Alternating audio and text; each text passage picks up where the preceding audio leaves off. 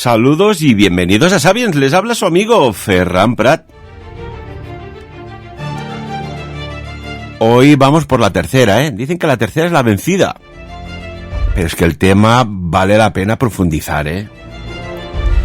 Los estigmas. Menuda información nos da nuestro amigo, colaborador, escritor e investigador Tristán Castell de Pinós, que los saludamos rápidamente. Muy buenos días, Tristán. ¿Qué tal? ¿Cómo estás? Yo casi estigmatizado ya directamente. Con tanta insistencia yo creo que voy a reproducir algún día los estigmas, ¿me entiendes? O sea que, bueno, ya os aviso, en el momento que pase ya os aviso.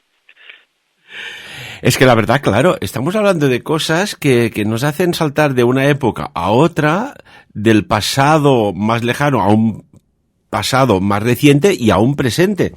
Y claro, el tema de los estigmas, dices, a día de hoy, ¿qué pasa?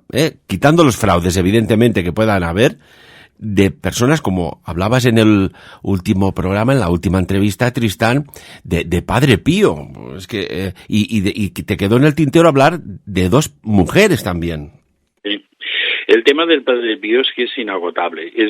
Claro, tenemos la gran suerte de que ha habido tres grandes estigmatizados en el siglo XX y que muchos de ellos han podido ser sometidos, digamos, a evaluaciones científicas.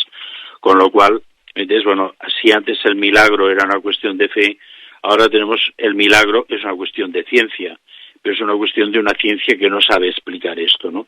Y nos quedamos un poco en el tema de la duda de que si realmente, por lo que habíamos deducido, suponiendo que la síndrome de Turín sea el verdadero sudario de Jesucristo, pues que las manos, estigmas de las manos, que son quizás los más generalizados, pues bueno, si eran reales o no, porque según parece, con el santo sudario de Turín, pues la crucifixión se realizó, digamos, clavando por las muñecas. Hablamos un poco de esto, de que realmente la crucifixión podía haber sido en un formato totalmente distinto al que nos acostumbra la iconografía, y pensamos en un momento determinado, tú sugeriste si estos estigmas de las manos tenían una cierta relación con los poderes sanadores, con unos chakras en las manos.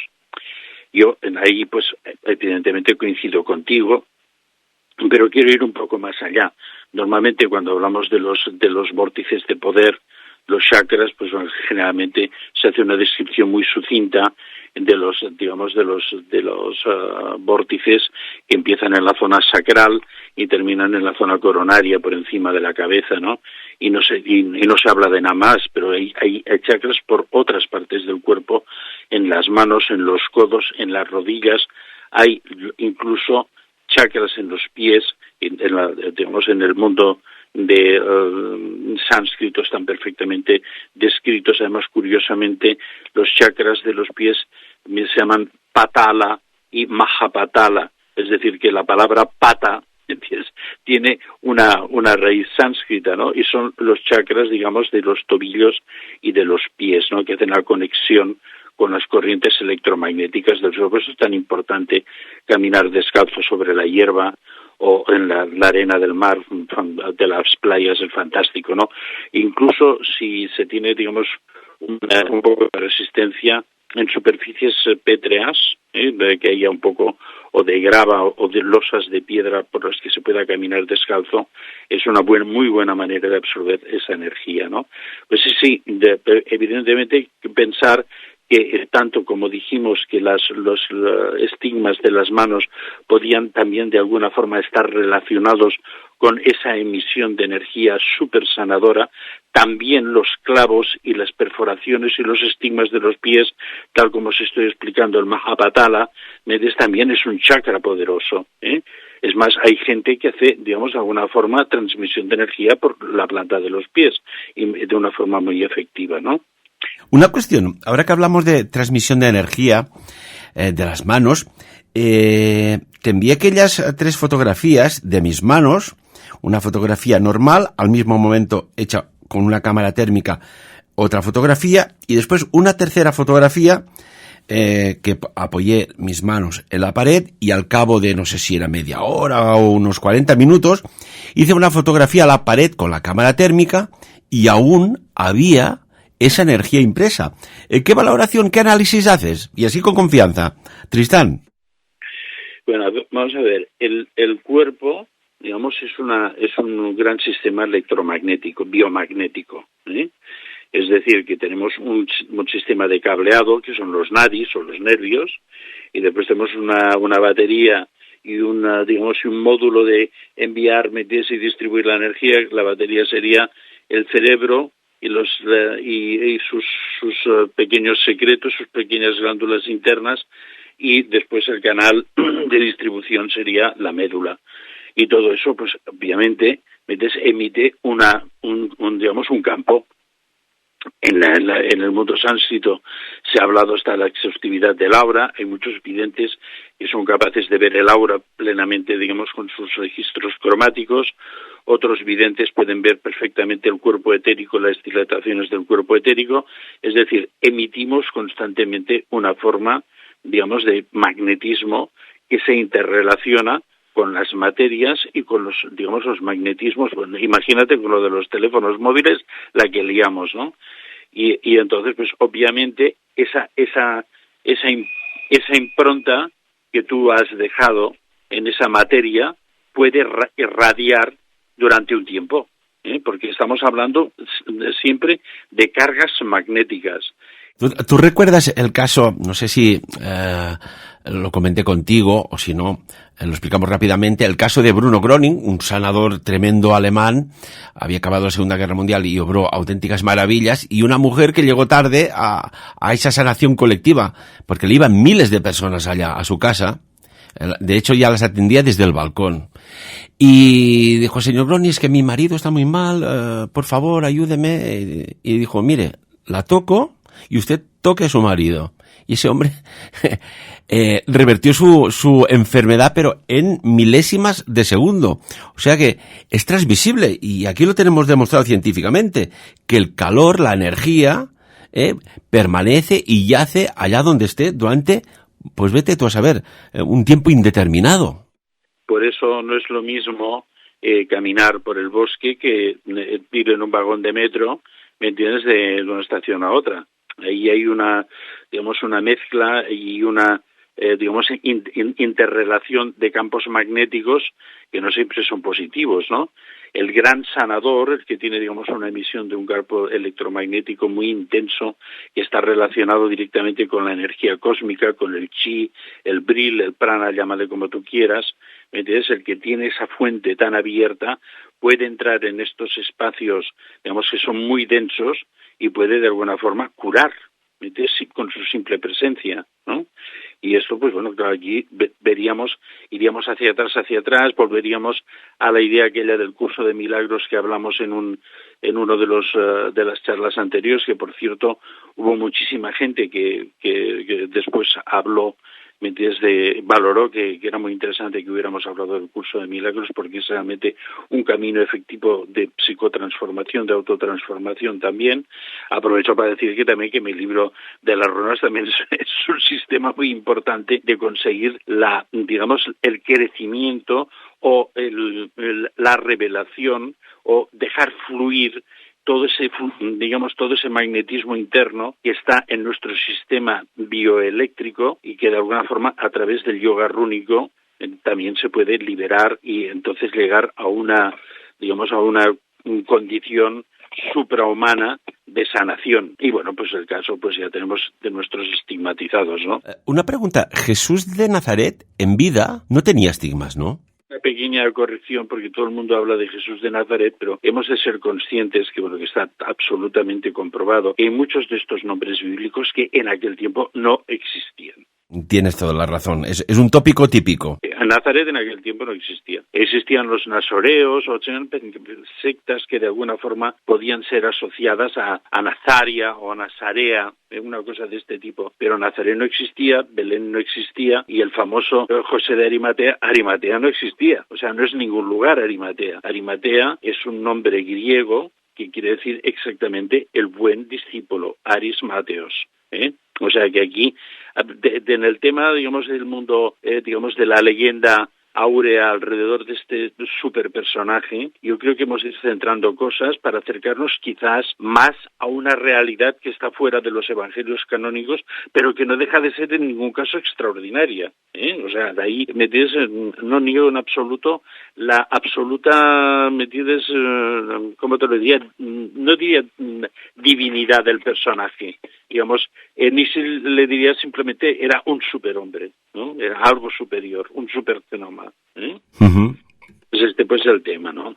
Pero quería terminar con el Padre Pío, que lo tengo siempre muy presente, porque, bueno, hablamos de los estigmas de las manos, pero yo quería deciros un par o tres de cosas para ligarlo un poco con lo siguiente. Bueno, primero, algo que no se sabe poco, es que en el año 2008 se exhumaron los restos del Padre Pío, porque se pensó que, claro, que hombre tan santo, pues lo mismo tendría pues el cuerpo absolutamente incorrupto. Sabemos que hay otros casos de cuerpos incorruptos. Había el famoso y descacareado tema del brazo incorrupto de Santa Teresa, que lo tenía el generalísimo en su despacho, pero que además hay casos mucho más importantes como el de Santa Teresita de Lisieux, que está ligada con otro de los personajes que hemos hablado y que es con Teresa Neumann también, y entonces, y después la famosa vidente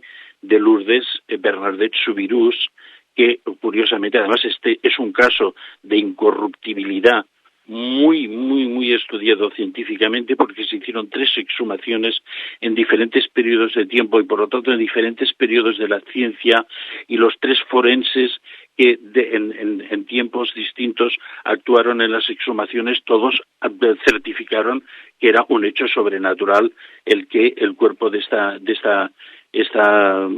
mujer tan excepcional, Bernadette Soubirous, se mantenía, que por cierto recomiendo a todos los buscadores que aparezcan algún día por Nevers, y entonces allí en la iglesia cerca de la catedral hay un pequeño santuario en el que se conserva el cuerpo incorrupto de Bernadette Soubirous. Yo creo que es uno de los lugares de poder que se tiene que ir, pero a toda velocidad, ¿no? La verdad es que es impresionante, ¿eh? Parece como si estuviera dormida aquella persona. Espectaculares. Y bueno, y aparte toda la energía que hay allí. Una cosa es la excepcionalidad, o que si tú quieres decir hasta la curiosidad, pero otra cosa es que claro, tú entras allí en meditación y entras en otro nivel, ¿eh? O sea, yo por eso os recomiendo no tan solo la visita por una simple curiosidad de ver, ¿hay un cuerpo incorrupto? No, la conexión con este ser extraordinario, ¿no? Pues bueno, pues nuestro Padre Pío, pues bueno, se hizo la exhumación, se encontró que el cuerpo estaba, digamos, no estaba 100% incorrupto, había partes mejor conservadas que otras, pero en general no se podía decir que había una incorruptibilidad total.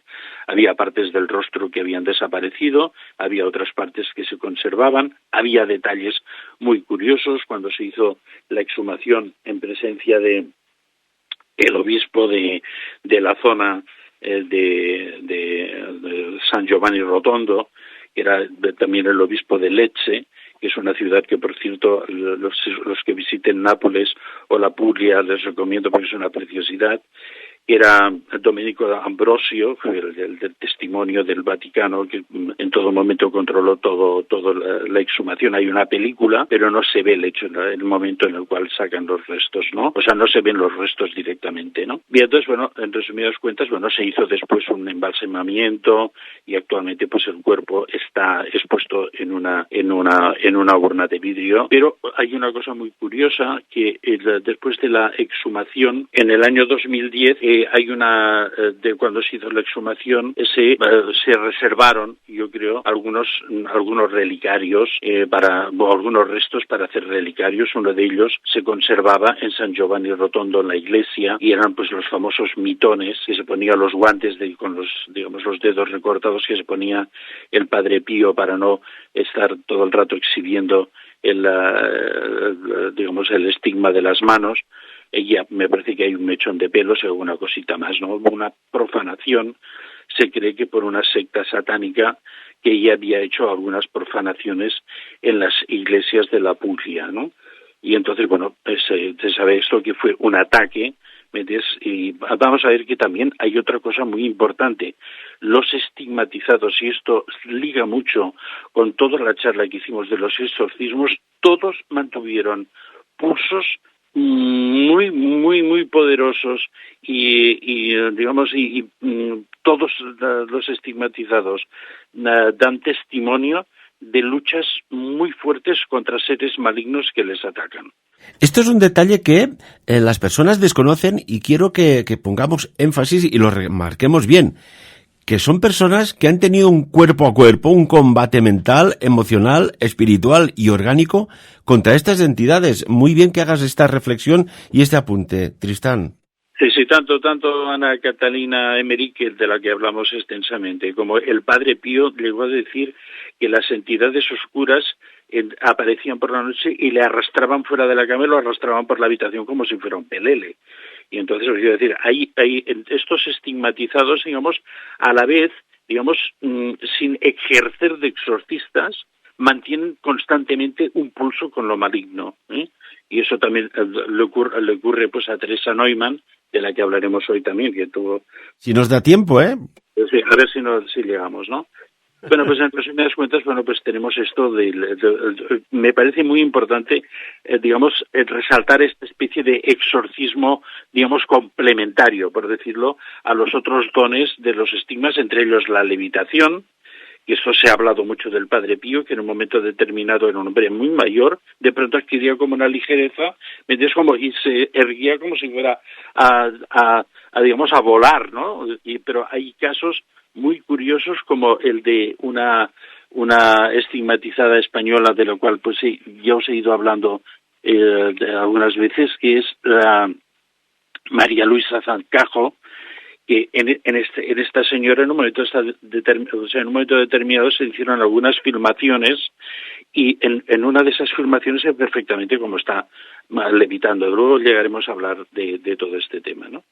Bueno, pues el Padre Pío pues dio para mucho, porque después unas reliquias de él que se enviaron a una iglesia de Polonia y que se colocaron en unas manos que eran, digamos, significaban las manos del estigmatizado, y en el interior, digamos, de lo que serían las heridas de los clavos, ¿no? En la escultura se colocaron las reliquias del Padre Pío.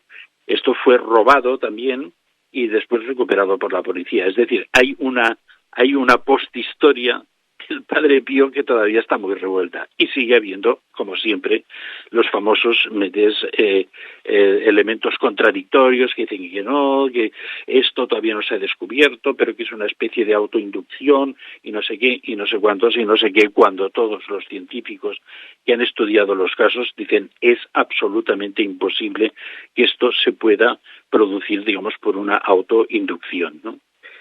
Pues bueno, pues aquí tenemos el tema.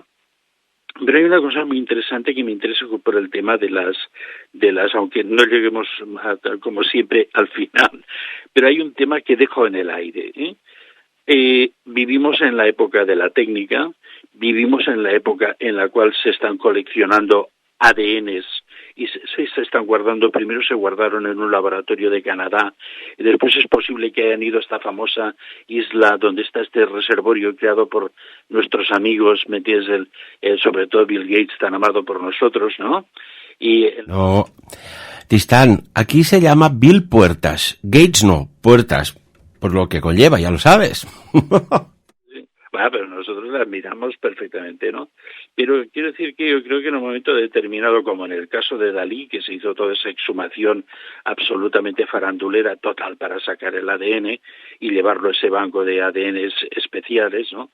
Pero que en el caso de la Iglesia Católica los temas de las exhumaciones y sobre todo las recientes creo que pueden haber tenido un destino diferente.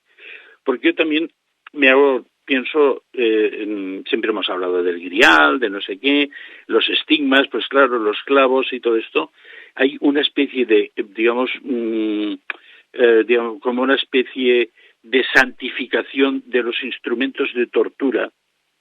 La corona de espinas que se conservaba en Notre Dame, que nuestro amigo, este señor francés, que ahora no me acuerdo cómo se llama, pues hizo incendiar la iglesia de Notre Dame para acabar con todo eso, ¿no? Están los famosos clavos, algunos de los cuales se dice que la famosa lanza del Hofburg de Viena de Longinos lleva insertado uno de los clavos de la crucifixión, la propia lanza de Longinos, el cáliz en el que supuestamente se recogió la sangre. Aquí yo creo que hay un culto a una sangre y que sí que es real, porque mucha gente dice, pero bueno, se me va a conservar una corona de espinas, y cómo iban a recoger los instrumentos de tortura, cómo iban a santificar los instrumentos de tortura. Claro, es que yo pienso que esta gente, estos apóstoles esenios que trabajaban alrededor del maestro y que conocían, digamos, su origen, vamos a llamarle de un genoma suprahumano, sabían que esta vibración de ese genoma se conservaba en la sangre y por eso conservaron todo lo que había tenido contacto con la sangre del maestro, ¿no? Quiero emplazarte para un próximo programa de algo que va relacionado, pues con cosas que pueden ser tuyas, ¿no? O sea, un hueso, una uña, unos pelos, sangre, células madre, que nos dará mucho que hablar. Y creo que ya nos entendemos por dónde voy, ¿no? O sea, algo que es tuyo pero que no está en ti ni cerca de ti y que está en manos de un tercero. Contra ti o a favor tuyo también. Exactamente. Pues de que allí seguiremos hablando de ese tema, ¿no? Pero vamos a entrar con nuestra queridísima, estigmatizada, mujer absolutamente excepcional, que era Teresa Neumann, ¿no? Teresa Neumann era una mujer laica, o sea, ya sabes que muchos de los estigmatizados han pertenecido a órdenes religiosas, ¿no? Como por ejemplo el Padre Pío, ¿no? Decían los capuchinos. Pero Teresa Neumann era una mujer laica, una campesina de una zona de Alemania. Es muy curioso que Alemania es un país que a pesar de el luteranismo, del protestantismo y de todos los otros ismos que ha habido, ha dado personas muy especiales en el mundo, digamos, cristiano, ¿no? Como este personaje que has comentado tú. Pero Teresa Neumann también fue un fenómeno de masas, ¿no? Hubo, veces que cuando ella tenía los estigmas, cuando venía el Viernes Santo y tenía, la profusión de los estigmas, pues se reunían 15.000 personas alrededor de su casa, ¿no? O sea, que es absolutamente increíble, ¿no? Y entonces, esta mujer que era absolutamente laica y que era una persona totalmente normal, muy sana, las fotografías que se conservan de ella, una mujer un poquitín, incluso, gordita, por decirlo de alguna forma, ¿sabes? No era una mística, ¿me entiendes?, delgada y esquelética, ¿me entiendes?, con los ojos vueltos. No, una mujer absolutamente normal. Bueno, tiene un accidente mientras está apagando un incendio en una granja en la que trabajaba, de una familia muy humilde, ella que tiene que trabajar en las labores del campo, tiene una mala caída, y en esa mala caída, tiene una luxación en la columna vertebral que le va produciendo dolores, pero con que tiene que seguir trabajando para ayudar a la manutención de su familia. Entonces, todo eso se va agravando hasta que se convierte en una parálisis. En esa parálisis tiene otra mala caída, tiene un golpe en la cabeza y ese traumatismo craneal empieza a generar que pierde la visión y progresivamente la audición, con lo cual queda prácticamente como un vegetal. La intentan hospitalizar, no da ningún tipo de resultado y la dejan abandonada a los cuidados de su familia. Y ella, como cristiana, una familia cristiana, verdaderamente cristiana, tenía una gran, una devoción por Santa Teresita de Lisieux. Nos quedan 2 minutos, Tristán. Pobre Teresa Neumann, no vamos a poder acabar de hablar de ella. Te comes el tiempo, ¿eh? Contigo el tiempo no existe. Es que hay muchas cosas a decir sobre este tema. Bueno, ¿por qué es especial Teresa Neumann? Tuvo los estigmas en manos, en pies, es especialmente la corona de espinas, también tuvo los estigmas de la corona de espinas, que son muy, muy raros en los estigmatizados, casi todos son manos, pies, costado. En el caso de ella, pues los tres importantes más la corona de espinas, y además, lo más dramático, pues hay fotografías que son absolutamente impactantes. Cuando llega el Viernes Santo, llega un momento que ella experimenta, digamos, la pasión de Jesucristo, empieza a llorar sangre, es algo brutal. O sea, las fotografías que hay de Teresa Neumann son algo que son absolutamente inexplicables, ¿no? Y os recomiendo que os intereséis en el tema.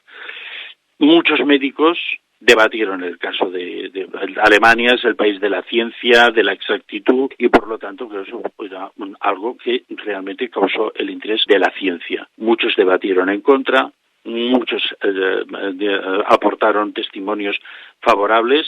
He de decir que la mayoría de los testimonios favorables están muy por encima de todo lo que se ha intentado, digamos, denostar de Teresa Neumann.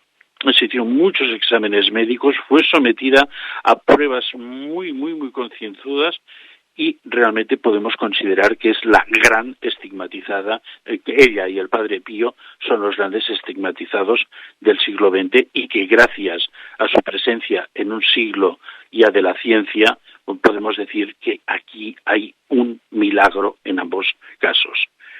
Y entonces hay otra cosa que me interesa mucho de Teresa Neumann, y es que generalmente los debates alrededor de estos personajes acostumbran a ser de gente que es o agnóstica o son cristianos fervorosos. Pero en el caso de Teresa Neumann hay un personaje que tú conoces muy bien, que es Paramana Hamsa Yogananda. Y tanto, muy bien. Que era el famoso yogi, que bueno, fue uno de los que realmente pues difundió en el mundo en los sistemas tántricos, ¿no? Y ahí ya de un libro maravilloso que todavía sigue siendo, digamos, un libro de lectura obligada, que es Autobiografía de un yogi. Bueno, pues Bueno, yo recomiendo, y lo recomendaré siempre, uno de sus libros, que es el Yoga de Jesús. Bueno, te hemos hablado muchas veces de lo de Cachemira y de la tumba de Jesús en Cachemira, y esto algún día podríamos volver al tema, muy poco, solo porque Yogananda, él dijo que Jesús había estado en el Himalaya, seguro. ¿Sí? Él siempre dijo que él había recibido maestrías en el mundo tántrico en el Himalaya, pero esto es un tema que yo creo que es muy, muy amplio, y que de paso un momentín, digamos, de largo, este testimonio que él aportó, porque se sintió muy intrigado por los estigmas de Teresa Neumann, y entonces un Viernes Santo, cuando eran los momentos álgidos, él pidió para estar al lado de Teresa y poder, digamos, ver cómo ella revivía la pasión de Jesucristo, ¿no? Y entonces, pues este hombre que venía pues del mundo tántrico, de la India, hombre avanzado, de una ciencia y unas visiones absolutamente, digamos, que superaban, digamos, su entorno cultural de la India, entonces llega allí y da testimonio de que todo lo que está ocurriendo es absolutamente real, ¿eh? O sea que aquí eso sí que creo que es muy importante, porque de alguna forma es alguien que viene de un entorno, aunque pueda conocer o pueda de alguna forma tener alguna conexión metafísica con el mundo de Jesucristo, pero no viene del entorno inmediato de la Iglesia y de toda la parafernalia que rodea, ¿me entiendes? El tema de las beatificaciones, de que sí, de que sí no. Tristán, perdóname, amigo mío, pero desde que me recortaron de 1 hora a media hora programa, vamos así contigo. Un programa, segunda parte, tercera parte. Nos tenemos que ir, pero si quieres hacemos una cuarta parte gustosamente. Seguimos dándole, pues no leña al asunto, sino más divinidad al asunto. ¿Te parece? Muy bien, si queréis, yo estaré siempre encantado, porque hemos hablado muchas veces de la parusía, de la segunda venida de Jesucristo, hemos hablado muy profundamente del tema de los exorcismos. Y tenemos que hacer, quizás ya el universo nos lo está mandando, el mensaje, un curso verdadero de milagros, tú y yo. Estamos haciéndolo, creo, ¿eh? Tristán Casleta Pinós, como siempre, muchísimas gracias, amigos y amigas. Ya veis, es que no, las cosas no van como uno querría, pero no es por mí, no es por mí. De lo dicho aquí, que cada uno saque sus propias y rápidas conclusiones. Un abrazo.